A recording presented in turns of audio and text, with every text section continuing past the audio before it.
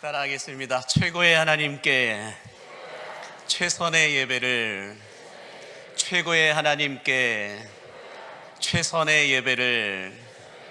오늘 또 전심으로 하나님을 예배하고 진심으로 이웃과 성도들을 사랑하는 여러분 모두에게 원하시는 것들보다 바라시는 것들보다 더 잘 풀리는 역사가 있게 되기를 예수님의 이름으로 간절히 축복합니다. 옆에 분에게 인사할 때 이렇게 한번 쌍따봉 날리면서 원더풀이라고 인사해 주세요. 근데 원더풀의 뜻이 무엇인지는 알고 쌍따봉을 날려주셔야 효과가 있을 것 같은데, 원더풀의 뜻을 한번 보여주실까요? 네, 원하는 것보다 더 잘 풀리세요 라고 하는 말인데 이게 박수 칠 일까지는 아닌 것 같은데 근데 이 원더풀 영어의 뜻하고 밑에 뜻하고는 전혀 상관없습니다. 그냥 풀어서 만든 건데요. 다시 한번 이제 뜻을 알았으니까 당신이 원하는 것보다 바라는 것보다 더 잘 풀리기를 원하는 마음으로 옆에 있는 분에게 다시 한번 쌍따봉 원더풀 하고 인사해 주세요. 네, 감사합니다. 작년부터 우리는 이 월드 사역을 한다고 해서 월드 사역 비전 캐스팅을 하고 또 월드 사역에 정착을 놓고 함께 기도하면서 월드 하면서 여기까지 오게 되었는데요. 그런데 실제로 이 월드 사역이 무엇인지, 새로 나온 농약의 이름인지 아니면 이 월드콘의 월드인지 알 수가 없을 정도로 이 월드 사역이 무엇인지 가늠할 수 없는 상태 가운데 있다라고 생각이 되어지게 되는데요. 그래서 오늘은 저희 광림교회의 새로운 40년의 목회 철학이 되고 목회 비전이 되고 목회 방향이 되고 목적이 되는 이 월드 사역의 DNA가 무엇인지, 월드 사역의 DNA에 대해서 함께 생각하고 말씀을 나누어 보기를 원합니다. 자, 그러면 먼저 여러분들에게 이런 질문을 던지고 싶어요. 여러분, 이 세상에 첫 번째 교회의 이름이 있다면 그 이름은 뭘까요? 이 세상에 첫 번째 교회가 있었는데 그 첫 번째 교회의 이름이 뭘까요? 맞추시는 분은 오늘 제일 먼저 나가서 식사하도록 자, 한번 보여주실까요? 이 세상에서 세워진 첫 번째 교회는 사도행전 2장에 있는 예루살렘 교회, 우리가 흔히 말하는 초대교회라고 말할 수 있습니다. 자, 그런데 이 초대교회는 예수님께서 부활 승천하시면서 약속하신 성령을 기다리라 하셨고, 이 약속 대신 성령께서 이 땅에 오셔서 첫 번째로 하셨던 이 사역, 어떻게 보면 첫 번째로 하셨던 어떤 이 역사가 교회를 세우는 일이었다라고 말씀하는데, 그 교회의 이름이 예루살렘 교회이다라고 말하고 있습니다. 이 예루살렘 교회는 2000년 교회의 역사 가운데 가장 건강한 교회이고 가장 완벽한 교회이고 가장 거룩한 교회가 이 예루살렘 교회이다라고 말씀드릴 수 있는데, 그 이유는 이 예루살렘 교회는 예수님이 디자인하신 교회이고 성령님이 직접 개척하신 교회가 이 예루살렘 교회임을 여러분 믿으시기 바랍니다. 자, 그러면 하나님께서 이렇게 이 예루살렘 교회를 가장 건강한 교회로, 가장 완벽한 교회로 세우시고 만드신 이유가 무엇일까? 그 목적이 무엇일까? 그 이유와 목적은 시대에 관계없이 교회가 이 땅에 개척되어지고 세워질 때마다 우리 교회가 잘 가고 있는지 아니면 잘못 가고 있는지를 점검해 볼 수 있고 진단해 볼 수 있는 기준이 되는 교회가 바로 예루살렘 교회이다라는 것입니다. 그래서 이 예루살렘 교회를 보면서 우리 교회가 성경적인 교회인가, 제대로 우리가 가고 있는가, 아니면 잘못되어 가고 있는가를 가늠할 수 있고 또 진단할 수 있는 그 교회가 예루살렘 교회이다라고 말씀하고 있는 겁니다. 그래서 여러분, 이런 예화가 있어요. 뭐냐면 옛날에 지혜로운 스승이 아주 성실한 제자에게 이 말바꿈이라고 하죠, 편자라고 하는 이 말바꿈 하나를 주면서 이와 똑같은 편자 100개를 만들어 오라라고 한 달 동안 기한을 줬습니다. 이 편자가 무엇인지 한번 보여주실까요? 저게 말 바닥에 있는 발굽이라고 하죠. 이 편자를 하나를 샘플로 주면서 이와 똑같은 거 100개를 만들어 오라고 했어요. 그랬더니 이 성실한 제자가 이 편자 하나를 가지고 가서 정말 밤낮 쉬지 않고 열심히 해서 일주일 만에 100개를 만들어 가지고 왔습니다. 그런데 이 스승이 보니까 편자 이 하나와 100개를 만들어 온 이 편자가 다 제각각 다른 모양이고 엉뚱한 모양으로 만들어 가지고 온 것을 확인했어요. 그래서 이 스승이 제자에게 묻기를, 왜 내가 이 편자 하나를 주면서 이와 똑같은 편자를 만들어 오라고 했는데 이렇게 100개가 다 1에서 100개까지 다 다른 모양으로 만들어져 있고 이렇게 다른 모양으로 만들어 가지고 왔느냐라고 물었더니, 어떻게 만들었기에 이런 모양이 나왔냐라고 물으니까 이 성실한 제자가 이렇게 대답을 해요. 스승님께서 주신 이 편자 하나를 가지고 두 번째 편자를 만들었고, 이 두 번째 편자를 가지고 세 번째 편자를 만들었고, 이 세 번째 편자를 가지고 네 번째 편자를 만들었고, 네 번째 편자를 가지고 다섯 번째 편자를 만들고, 다섯 번째 편자를 갖고 그 다음 편자를 계속해서 이렇게 만들어서 100번째 편자까지 이렇게 만들어 왔습니다 라고 말을 하더라는 거예요. 여러분, 무엇이 문제일까요? 이 스승이 첫 번째로 준 이 편자를 가지고 첫 번째에서 100번째까지 이 첫 번째 준 편자를 가지고 똑같이 되고 똑같이 만들고 똑같은 모양으로 만들어야 100개가 다 똑같은 모양이 나오는데, 그런데 이 성실한 제자는 자신이 만든 두 번째 편자를 갖고 세 번째 편자를 만들고, 또 자신이 만든 세 번째 편자를 가지고 네 번째, 다섯 번째 계속해서 이렇게 만들다 보니까 첫 번째 편자와 마지막 100번째 편자는 달라도 너무 다른 모양으로 만들어 가지고 왔다라는 것입니다. 자, 그러면 여러분, 우리가 이 예와 이 이야기를 통하여 얻을 수 있는 교훈이 있다고 한다면 뭐가 있을까요? 한번 보여주시면, 자, 우리 광림교회가 사람의 교회가 아니라 하나님의 교회가 되고 음부의 권세가 이기지 못하는 예수님이 디자인하신 교회가 되기 위해서는 하나님께서 작정하시고 만드신 첫 번째 교회에 예루살렘 교회의 DNA를 본떠서 그대로 세워가야 예수님의 교회가 될 수 있음을 믿으시기 바랍니다.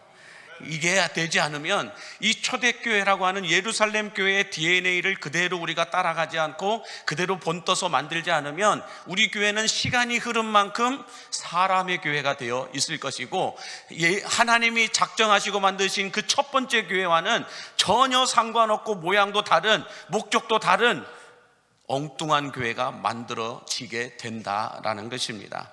그러므로 여러분, 우리 광림교회가 정말로 예수님이 디자인하신 그 교회, 성령님이 목회하시는 그 교회, 하나님이 자랑하시는 그 교회가 되기 위해서는 우리들에게 편리하고 우리들에게 익숙하고 우리들에게 편안한 교회가 아니라 예루살렘 교회 DNA를 가지고 그대로 본떠서 세워가야만 하나님이 자랑하시는 교회가 될 줄로 믿습니다.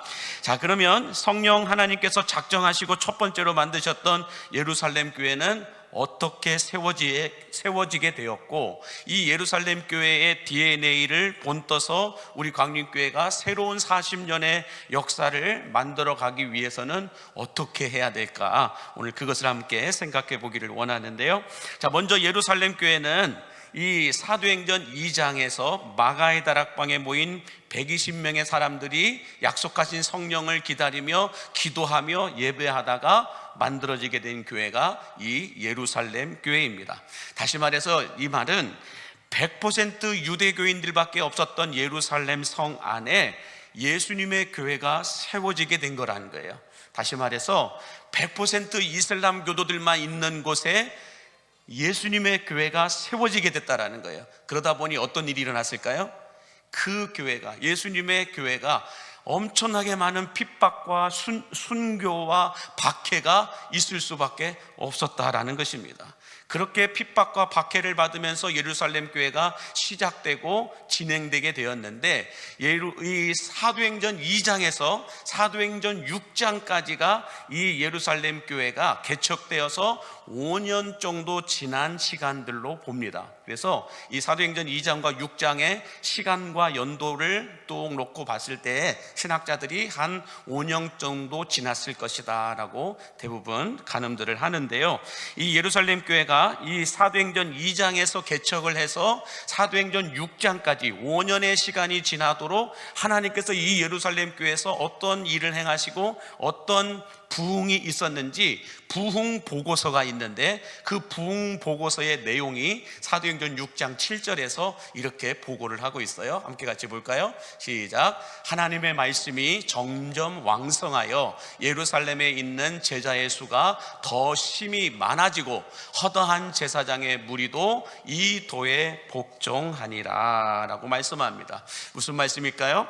이 5년 전에 예루살렘 성에는 예수 믿는 사람이 한 사람도 없었었는데 5년 만에 예루살렘 성에 예수 안 믿는 사람이 한 명도 없도록 도시 전체를 뒤집어 버리는 부흥의 역사가 예루살렘 교회를 통하여 예루살렘 성에 나타나게 되었다라고 말씀하고 있는 것입니다.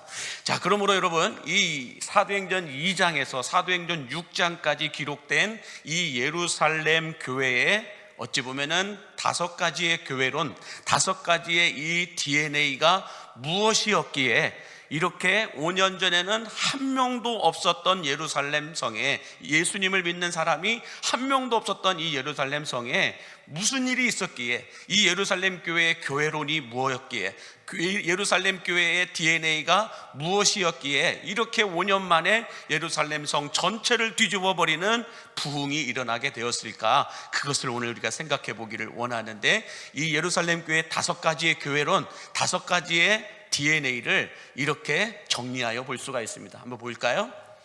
5가지인데 이 5가지를 보면 첫 번째는 워시핑 처치라고 얘기를 하죠. 예배로 성령이 임재하는, 성령의 뜨거운 예배를 드리는 이 교회, 워시핑 처치라고 얘기해요. 두 번째는 오이코스 처치라고 해서, 오이코스는 집이라고 하는 말이죠. 이 집에서, 다시 말해서 오늘날 우리들로 말하면 목장 모임을 통하여 부흥하는 교회였다라고 말씀하고 있고, 세 번째는 리칭아웃 처치, 어떤 이웃과 지역사회를 섬기는, 궁율과 구제의 사역들을 통하여 지역사회를 섬기는 교회로서 부흥하는 교회였다, 리칭아웃 처치라고 얘기하고 있고, 네 번째는 라이프 리빙 처치라고 해가지고 생명을 살리는, 이 구원받는 사람의 수가 날마다 더해져가는 역사가 이 예루살렘 교회에 있었다라고 말하고, 마지막에는 이런 사람들이 모여서 나도 예수님의 제자들처럼 이렇게 교회를 섬기고 성도들을 사랑하는 예수의 제자가 되겠다고 하는 사람들이 많아지는 이 디사이플링 처치가 이 예루살렘 교회의 5가지의 교회론이 되었다라고 말씀하고 있는 겁니다. 자, 그러므로 이 예루살렘 교회의 5가지의 DNA 잘 보세요.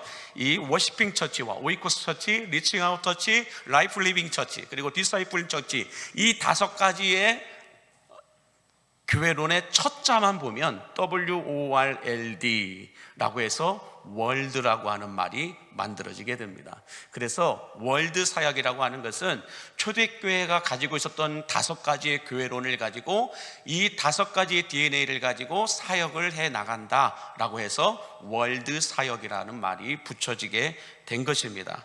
자, 그러므로 여러분, 예루살렘 교회가 개척해서 5년 동안 이 5개의 월드 사역을 통하여 예루살렘 도시를 예수 믿는 도시로 뒤집어 놓았던 것처럼, 저는 우리 광림교회도 5개의 이 월드 사역을 통하여 여수시가 예수시가 될 수 있도록 여수시의 초대교회, 여수시의 예루살렘 교회가 되기를 원하는 것이 저의 목회 철학이고 저의 목회 비전이고 저의 목회 방향임을 믿으시기 바랍니다. 그래서 우리 광림교회 모든 성도들은 이 월드라고 하는 이 목회 철학과 비전과 방향을 뼛속까지 이제는 심어놔야 할 줄로 믿습니다. 그래서 여러분들의 뼈를 보면 월드가 이렇게 쓰여져 있어야 될 정도로 여러분들 월드 사역에 익숙해지셔야 된다는 거예요.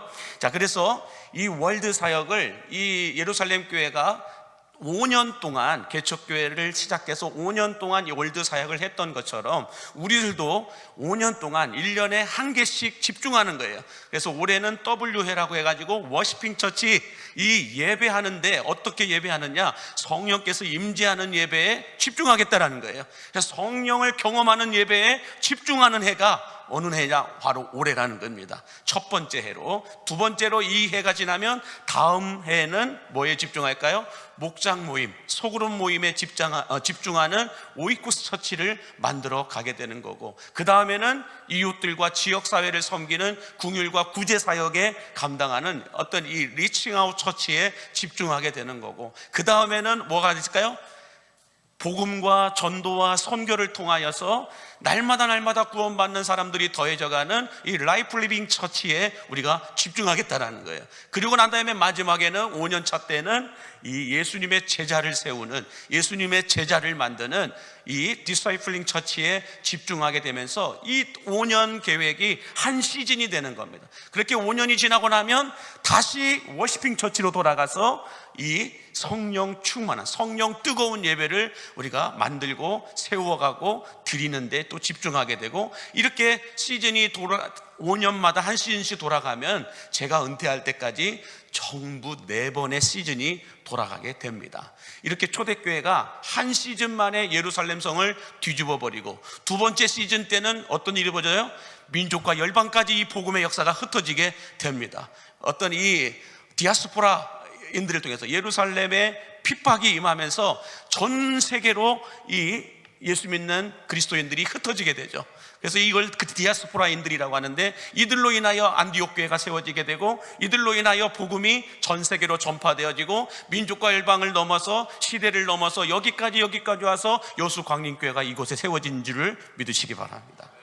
그래서 여러분들, 이 예루살렘 교회가 5가지의 이 교회론을 가지고 한 시즌을 보냈더니 예루살렘 성이 뒤집어지고, 두 번째 시즌을 보냈더니 이 사마리아와 온 유대와 사마리아 땅이 뒤집어지게 되고, 그 다음에 시즌이 되니까 온 유대와 사마리아와 땅 끝까지 복음으로 세계가 뒤집어져서 오늘날 이 시대가 되었다라고 말씀하고 있는 겁니다. 그러므로 저희 광림교회 모든 성도들은 이 월드 사역의 뼈대 구조는 5가지의 교회론을 가지고 한 시즌 5년을 보내는 거예요. 5년이 지나고 나면 또다시 시즌 2가 시작되게 되고, 그 다음 시즌 3가 시작되어지고, 그 다음 시즌 4가 시작되어지면 제가 은퇴하고 제 후임 목사님이 와가지고 뭐 할까요? 새로운 걸 하는 것이 아니라 이 월드 사역을 그대로 바톤을 이어받아 시즌 5를 이어가게 되는 거죠. 그렇게 되면 아마 여러분들 상상하지 못할 일이 일어나게 될 줄로 믿습니다.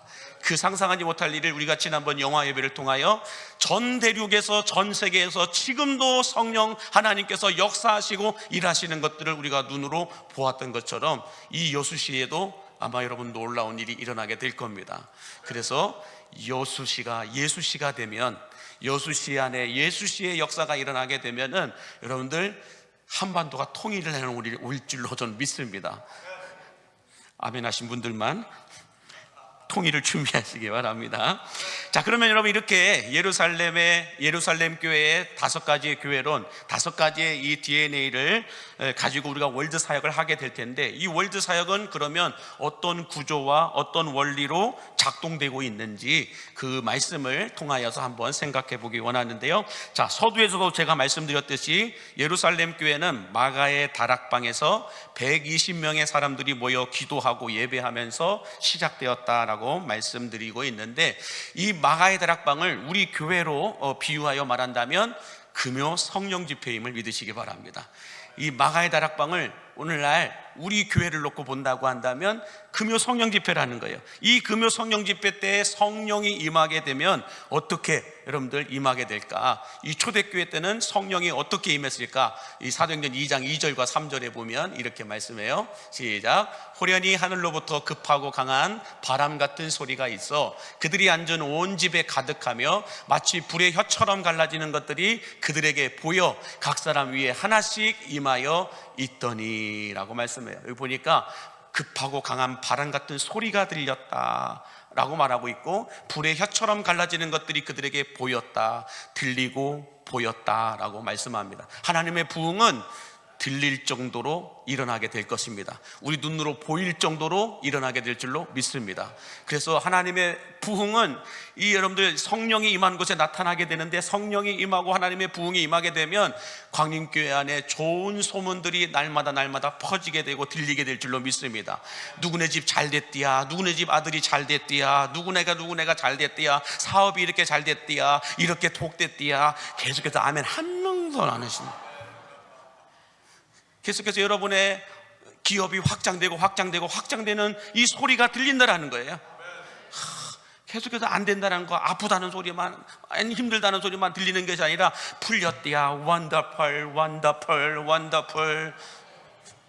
한 번 더 원더풀, 시작. 원더풀. 이런 소리가 부흥의 소리라는 거야.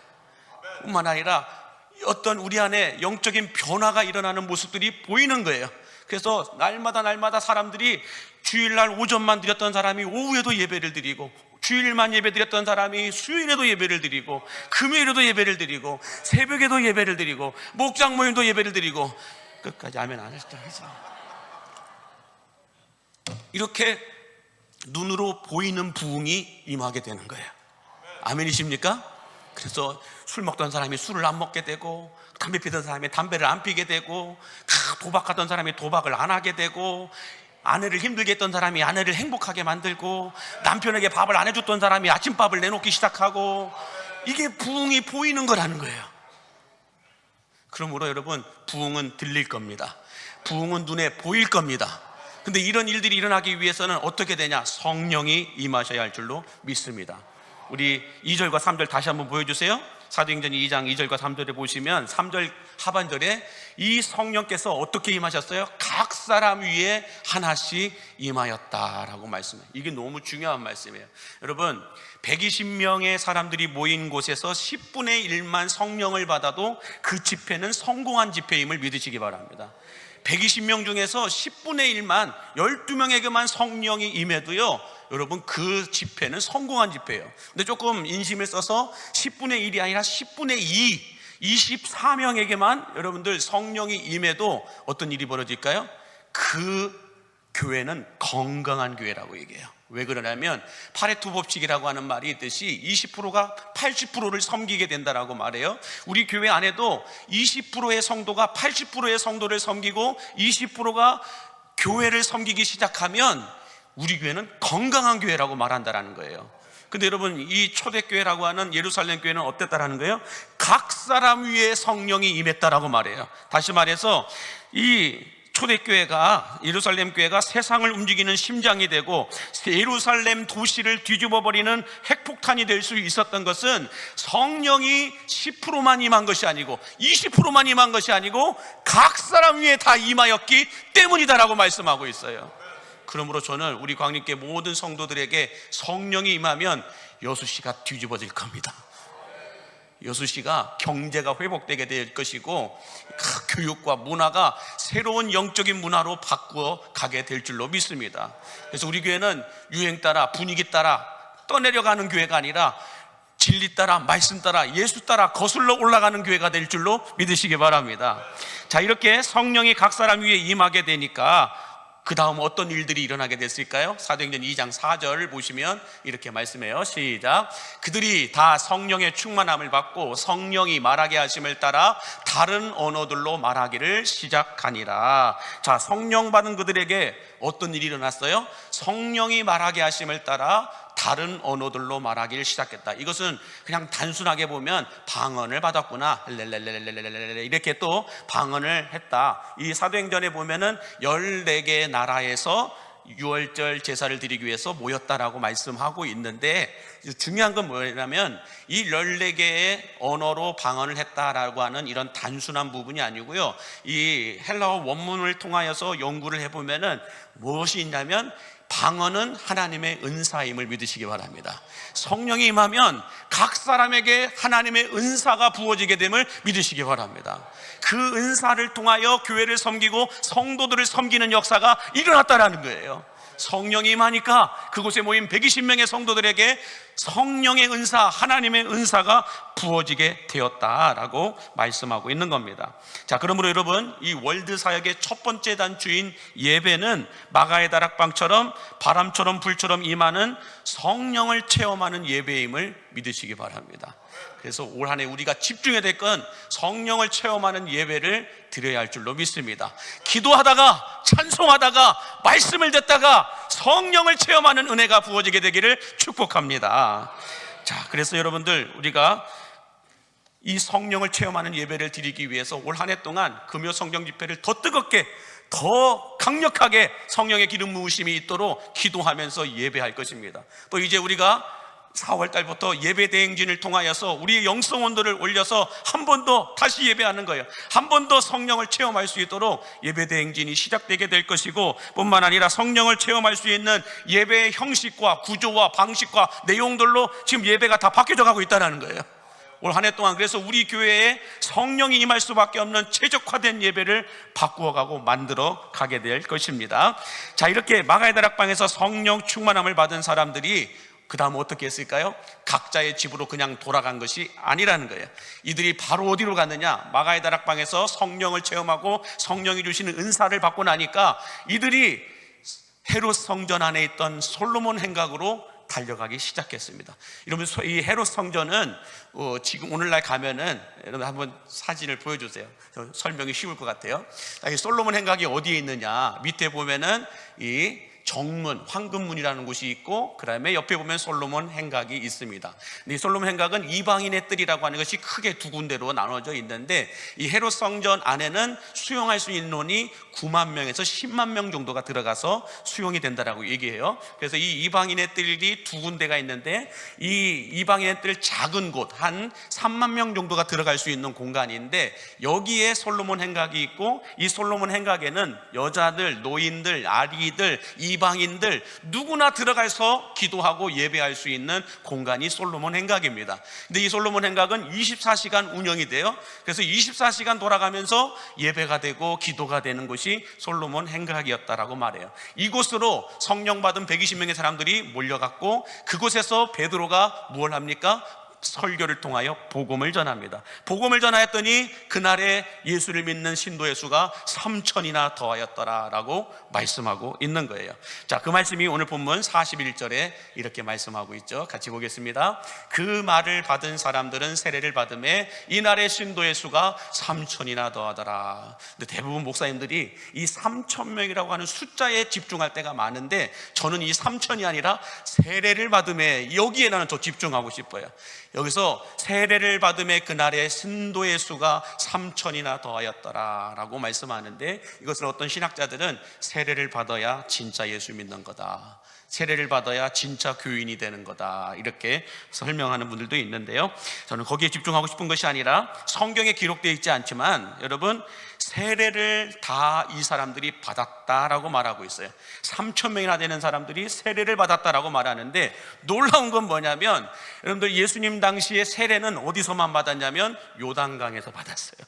요단강 물줄기가 흐르는 곳에서 세례를 받았는데, 그냥 우리처럼 물 이렇게 찍어서 받은 세례를 받은 것이 아니라 침례를 받았다라고 말씀하고 있어요. 자, 그런데 여러분, 중요한 건 이거예요. 솔로몬 행각에서 요단강까지 거리는 3km에서 4km가 됩니다. 3km에서 4km가 되는 그 거리를 3,000명이 이동한다고 한번 생각을 해보세요. 세례를 받기 위해서 3,000명이 이동을 해요. 그렇다면 여러분 어떻게 되었을까요? 그 모습이 저는 부흥행진이라고 봐요. 부흥행진이 일어난 거예요. 근데 놀라운 건 뭐냐면, 이 부흥행진을 각자 알아서 간 것이 아니라 누가 있었을까요? 이 마가의 다락방에서 성령 받은 120명의 사람들이 각자의 은사를 받아서 누구누구는 이렇게 피켓을 들고 이쪽으로 이동하세요, 이쪽으로 가세요 라고 하면서 안내위원으로서 섬기는 사람들이 있었을 것이고, 또 3,000명이 세례를 받기 위해서 사도들을 도왔던 옆에서 목회적 돌보미로 또 은사를 가지고 섬기는 사람들이 있었을 거라는 것이죠. 또 그들 가운데 3,000명 가운데 부모를 따라 나온 아이들이 있었고, 또 노인들이 있었을 거라는 거죠. 그 아이들과 노인들을 섬기기 위한 또 섬김이들, 목회적 돌봄자들이 그들도 있었더라는 것이죠. 이렇게 또 왔는데 그냥 갈 수 없잖아요. 그래도 월드 사역인데 월드콘이라도 하나 줘야죠. 그래서 이렇게 식사를, 간식을 준비하는 사람들도 그들 가운데 있었을 거라는 거죠. 이게 성령의 은사가 부어지니까 각자의 은사를 따라서 뭘 했다라는 거예요? 안내자로, 교사로, 찬양대원으로, 찬양하는 사람으로, 방송실에서 차량봉사로, 목장 섬김이로, 주방봉사자로 예배를 섬기게, 예배를 예배되게 하기 위해서, 교회를 교회되게 하기 위해서 은사를 받은 대로 사람들이 섬기기 시작했다라는 거예요. 성령을 받으면 은사가 부어집니다.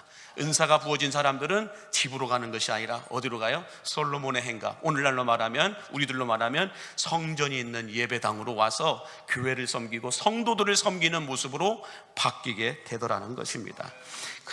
그런데 여러분, 이렇게 이들이 솔로몬 행각에서 예배를 드리고 세례를 받을 때 옆에서 돕는 이 일만 한 게 아니라는 거예요. 이들이 그 다음에는 뭘 했느냐? 주중에 자기들의 집을 오픈하여서 이 예수 믿고 구원받기로 한 사람들을 섬기기 시작했는데 목장 모임을 갖기 시작했다는 거예요. 이걸 오이쿠스 처치라고 얘기합니다. 우리 예전에 다 구역 모임을 어디서 했어요? 집을 오픈해서 거기에서 목장 예배를 드리고 목장 모임을 갖기 시작했다는 것입니다. 그 말씀이 오늘 본문 46절에 이렇게 말씀을 하고 있어요. 같이 보겠습니다. 날마다 마음을 같이하여 성전에 모이기를 힘썼고 집에서 떡을 떼며 기쁨과 순전한 마음으로 음식을 먹었다라고 말씀하고 있습니다. 이렇게 마음을 같이하여 성전에 모여 솔로몬의 행각에 모여 예배하는 것만 있었던 것이 아니라 집에서 떡을 뗐다라는 것은 그들이 다 집으로 돌아갔을 때에 주일날 돌아갔는지 아니면 주중에 모임을 가든지 알 수는 없지만 그들의 집을 오픈해서 목장 식구들끼리 같이 모임을 갖고 떡을 떼고 음식을 만들면서 예배를 드렸다라고 말씀하고 있는 겁니다.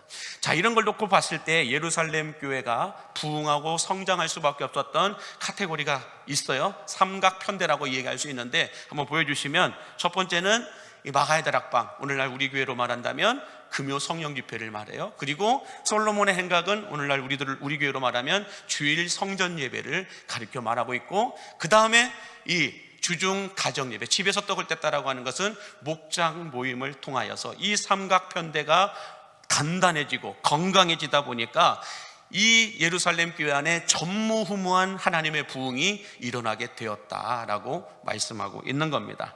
자, 근데 여러분, 여기서 끝난 것이 아니라는 거예요. 이렇게 세 가지의 삼각편대가 단단해지다 보니까 예루살렘 교회 순식간에 그냥 하루에 3,000명이 회개하고 죽기로 돌아갔어요. 근데 3,000명만 오고 그 다음부터는 안 왔을까요? 계속 왔을 거라는 거죠. 계속 예수 믿는 사람들이 또 오고 또 오고 또 오고 왔는데, 그 예수 믿기로 작정하여 온 사람들 가운데 어떤 사람들이 있었냐? 사회적인 약자라고 할 수 있는 여자들, 과부들, 어린이들, 노인들, 이런 사람들이 교회 안으로 몰려 들어오기 시작했다는 거예요. 근데 그들을 교회가 그냥 방치하고 내버려 둔 것이 아니라 이 초대교회는 어떻게 했을까? 사도행전 2장 44절과 45절 같이 보겠습니다. 시작.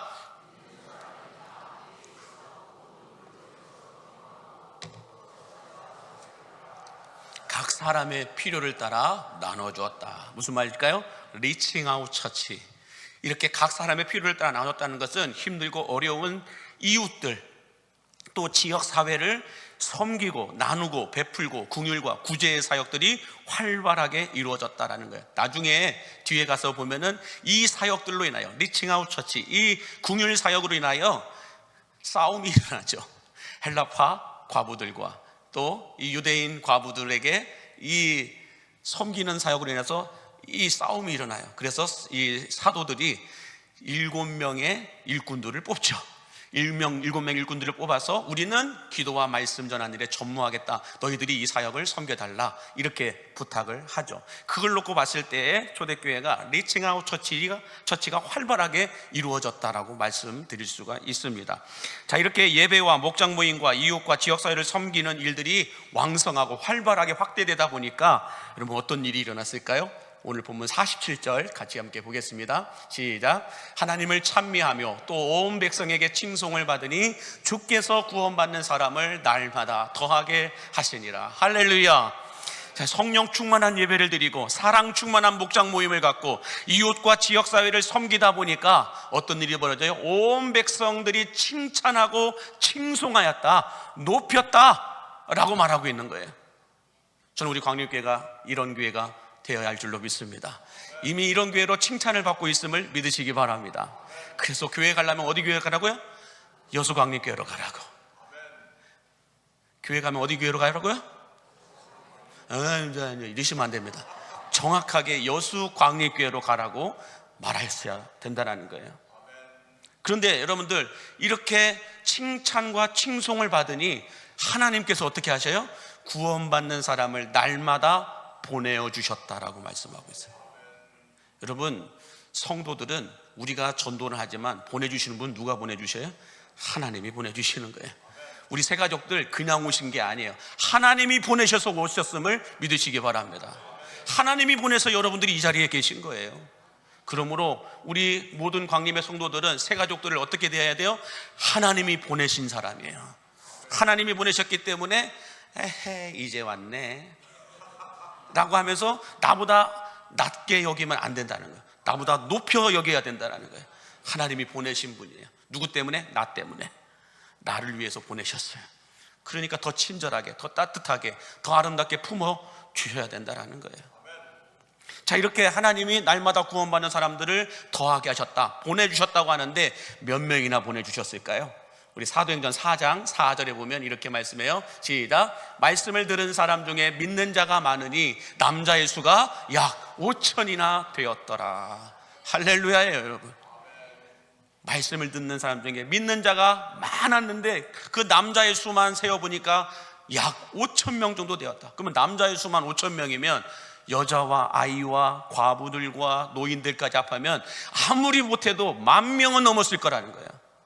10,000명이 넘는 사람들이 모여서 예배하고 목장 모임 갖고 또 서로 섬기고 나누고 베푸면서 구원받는 사람들의 수가 날로 더해졌다. 이것을 라이프 리빙 처치라고 하는 거예요. 생명이 살아났다라는 거예요. 구원받는 영혼들이 더 많아졌다라는 거예요. 저는 우리 광림교회가 이 역사를 써내려 갈 수 있게 되기를 바랍니다. 라이프 리빙 처치가 되어서 날마다 구원받는 사람들의 숫자가 더해지는 이 라이프 리빙 처치가 되어야 할 줄로 믿습니다. 자, 뿐만 아니라 이렇게 새롭게 예수 믿은 사람들이 이제는 뭘 할까요? 예수 믿고 교회 와서 보니까 먼저 믿었던 이 120명의 성도들과 나보다 먼저 믿었던 3,000명의 그 사람들이 뭘 하나 이렇게 쳐다보니까 너무너무 서로 사랑하고 섬기고 나누고 베풀면서 이웃들을 위하여서 긍휼과 자비를 베푸는 이 모습들이 보이는 거예요. 누가요? 약 5,000명쯤 되는, 처음에 베드로가 설교했을 때 3,000명이 회개하고 세례를 받았잖아요. 그 사람들이 이 120명이 섬기고 나누고 베푸는 모습을 보면서 그들도 똑같이 하는 거예요. 그런데 나중에 5,000명이 되는, 아니요 10,000명 정도 되는 사람들이 다시 와서 보니까 초대교회에 먼저 믿었던 3,000명이 넘는 사람들이 어떻게 신앙생활 하나 쳐다보니까 어떻게 하고 있어요? 너무너무 뜨겁게 예배하고 너무너무 사랑으로 서로를 섬기면서 목장 모임을 갖고 너무 서로 가지고 있는 물건들을 아끼지 않고 서로 나누고 베풀고 섬기면서 이렇게 긍휼사역과 지역사역을 섬기는 거예요. 그러니까 이 예수를 늦게 믿었던 사람들이 나도 저들처럼 믿고 싶다, 나도 저들처럼 진짜 예수님의 제자가 되고 싶다라고 말하면서 디사이플링 처치가 만들어지는 거예요. 그래서 예수님이 요한복음 13장 35절에 이렇게 말씀하고 있는 거예요. 같이 함께 볼까요? 시작. 너희가 서로 사랑하면 이로써 모든 사람이 너희가 내 제자인 줄 알리라. 할렐루야. 여러분, 모든 사역은 사랑으로 하는 겁니다. 목장 모임의 목자와 부목자님들, 목원들을 사랑하는 마음이 없이는 여러분들이 뭘 해도 오해해요. 그러나 사랑으로 하면 뭘 해도 이해를 해요. 교회도 마찬가지입니다. 찬양 사역을 하든 방송 사역을 하든 아니면 교회 학교 사역을 하든 주방 사역을 하든 차량 봉사 사역을 하든 사랑으로 우리가 하게 되면 사람들이 다 이해를 합니다. 여러분, 우리가 자녀들을 훈계하고 자녀들을 때로는 또 회초리를 들어서, 요즘은 회초리 들면 고발당하죠. 그러니까 자녀들을 향하여 이렇게 했을 때 내 자녀가 내가 내 자녀를 사랑한다는 것을 알고 있으면 훈계가 미울까요? 고마운 거예요. 마찬가지로 목사가 성도들을 사랑하고 성도가 성도들을 서로 사랑한다는 것을 알고 의심하지 않으면 목사가 뭔 말을 해도 이해가 돼요. 오히려 고마운 거예요. 성도들끼리도 마찬가지예요. 우리 목자가 또 우리 권사님이, 장로님이, 집사님이 막 뭔 말을 하는데 정말 기분이 상해요. 왜 상할까요? 저분이 나를 사랑한다는 것이 안 느껴지니까 그래요.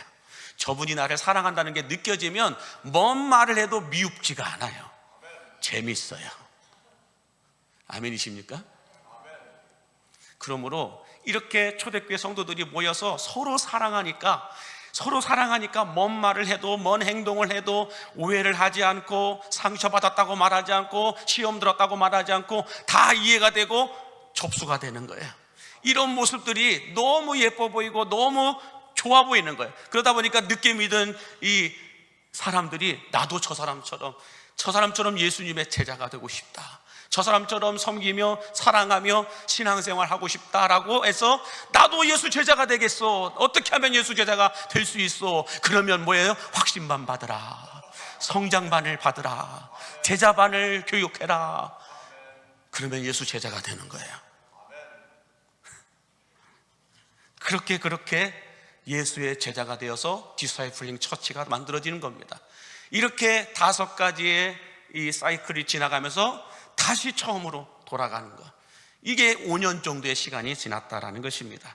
자, 그러므로 우리 광림교회는 예루살렘 교회의 DNA인 이 월드 사역을 통하여서 계속해서 돌아가게 될 텐데, 표 한번 보여주실까요? 저 표는 머릿속에 가지고 계셔야 됩니다. 우리 광림교회의 목회 철학이고, 목회 비전이고, 목회 방향이고, 모든 사역의 핵심입니다. 첫 번째는 워시핑 처치, 예배하는 교회가 되어야 됩니다.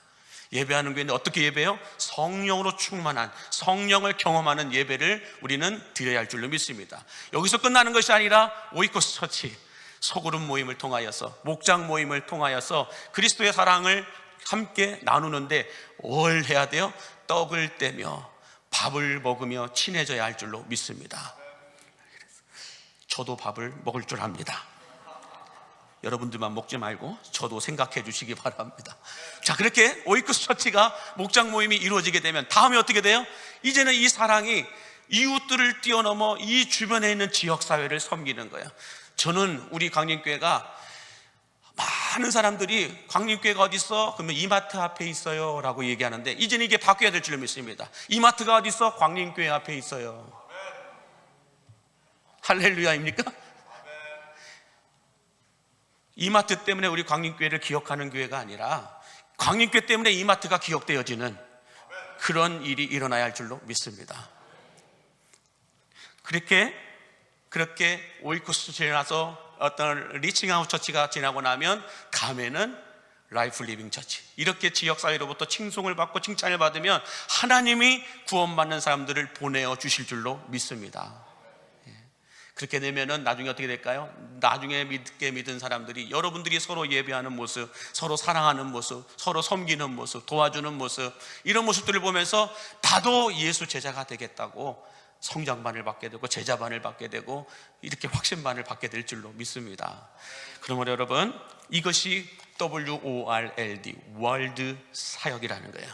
그러므로 우리 교회는 이제 월드 처치가 되어야 할 줄로 믿습니다. 세계적인 교회가 되어야 된다는 거예요. 뿐만 아니라 여러분들은 어떤 크리스천이 되어야 돼요? 월드 크리스천이 되어야 할 줄로 믿습니다.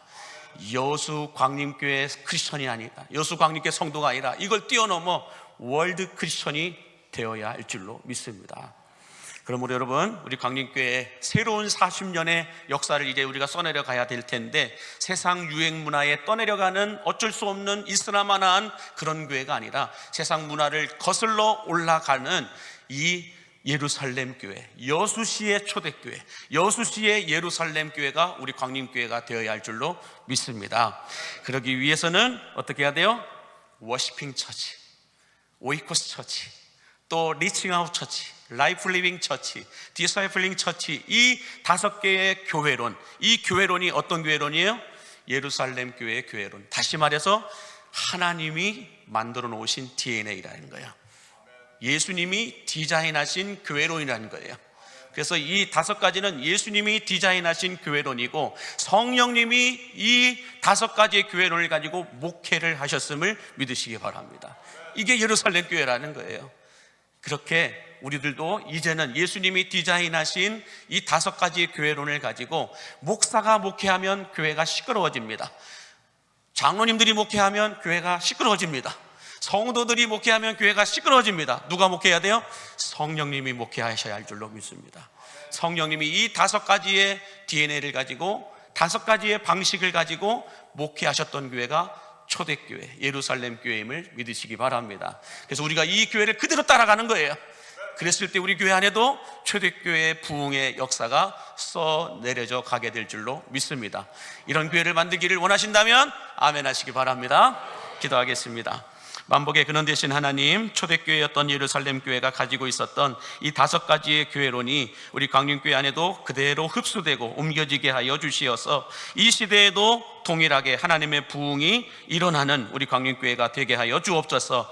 2000년 전 마가의 다락방에서 각 사람 위에 임했던 성령이 우리 광림교회 성도들에게도 임하게 하여 주시어서 성령이 주시는 은사를 가지고 교회를 섬기고 성도들을 섬기고 지역사회를 섬김으로 말미암아 하나님 아버지, 우리 광림교회 안에 하나님이 보내주시는 구원받는 사람들이 날로 더해지게 해주시고 하나님이 보내주신 사람들을 통하여 예수 제자를 만들어 다시 세상으로 보내는 우리 광림교회가 되게 하여 주옵소서. 예수님 이름으로 축복하며 기도하옵나이다.